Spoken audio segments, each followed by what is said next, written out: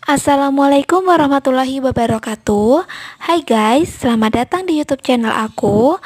Nah, hari ini aku akan sharing nih teman-teman tentang soal-soal yang pernah aku dapat kemarin waktu SKB. Semoga bisa jadi motivasi buat kalian dan bisa jadi pembelajaran juga ya. Soal yang pertama, dalam Renstra Kemenkes 2015-2019, salah satu program generik Kemenkes dalam upaya mencapai nawacita Presiden Joko Widodo adalah A. Program Bina Gizi dan Kesehatan Ibu dan Anak. B. Program Pengendalian Penyakit dan Penyehatan dan Lingkungan. C. Program Pembinaan Upaya Kesehatan. D. Program Kefarmasian dan Alat Kesehatan. E. Program Penguatan Pelaksanaan JKN dan KIS. Jawaban yang benar adalah E. Program Penguatan Pelaksanaan JKN dan KIS. Perlu diketahui ya teman-teman, dalam Renstra Kemenkes 2015-2019, program Kemenkes ada dua, yaitu program generik dan program teknis.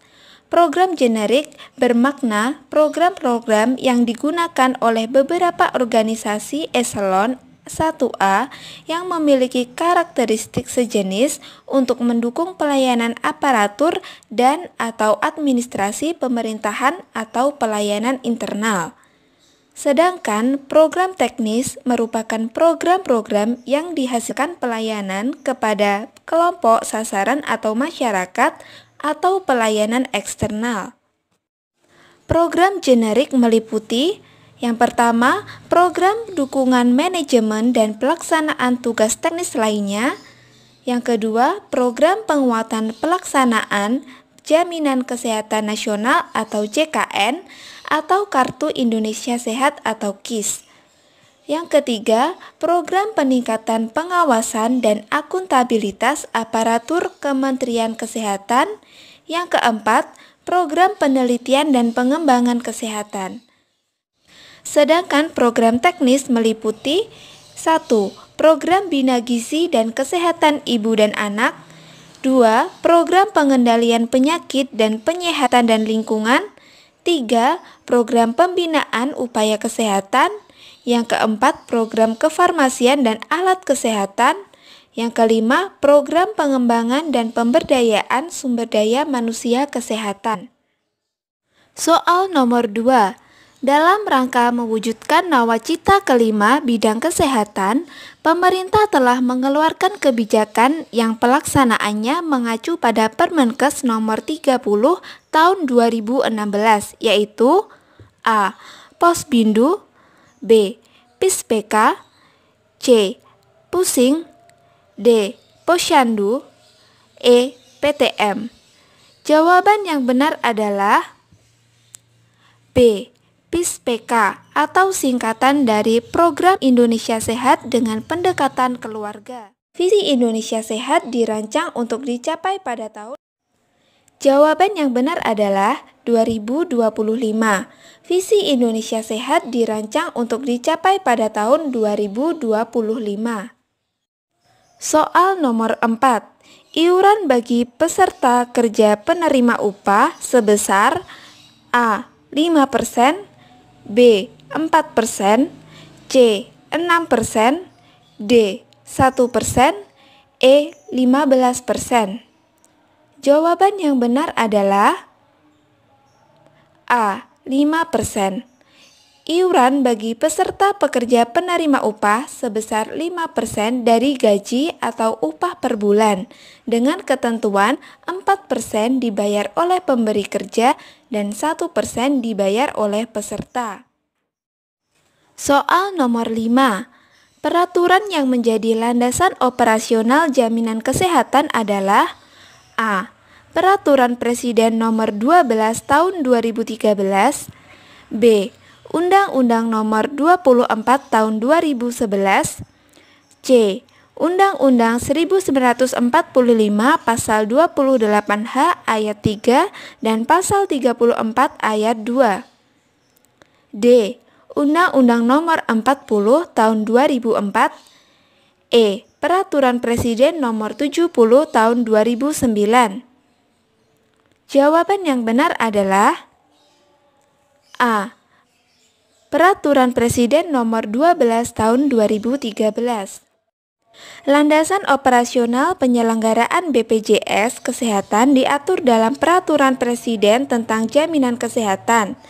Yang pertama, Peraturan Presiden Nomor 12 Tahun 2013 yang kemudian diganti dengan Peraturan Presiden Nomor 82 Tahun 2018 yang kemudian diganti dengan Peraturan Presiden Nomor 75 Tahun 2019 yang berisi kenaikan iuran namun kemudian dibatalkan oleh MA. Soal nomor 6.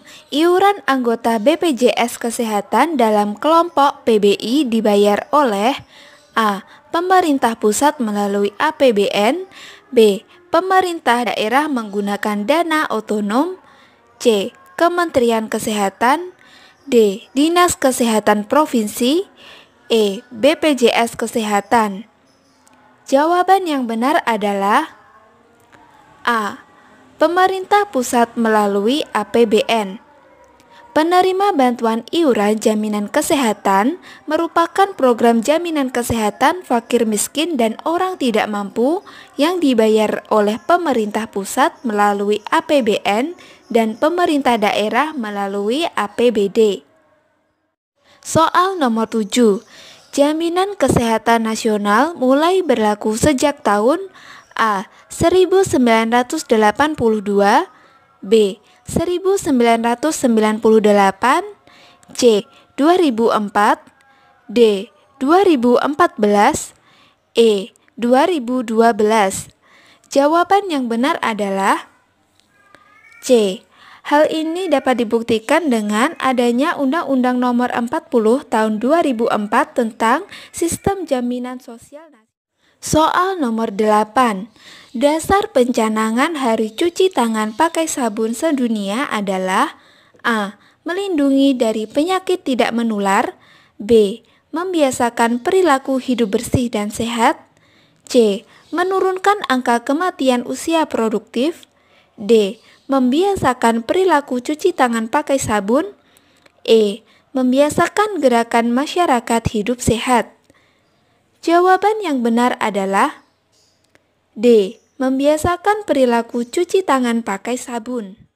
Soal nomor 9. Peringatan Hari Cuci Tangan Pakai Sabun Sedunia digelar setiap tanggal A. 25 Oktober, B. 15 Oktober, C. 1 Desember, D. 24 April. Setiap tanggal 15 Oktober diperingati sebagai Hari Cuci Tangan Pakai Sabun Sedunia.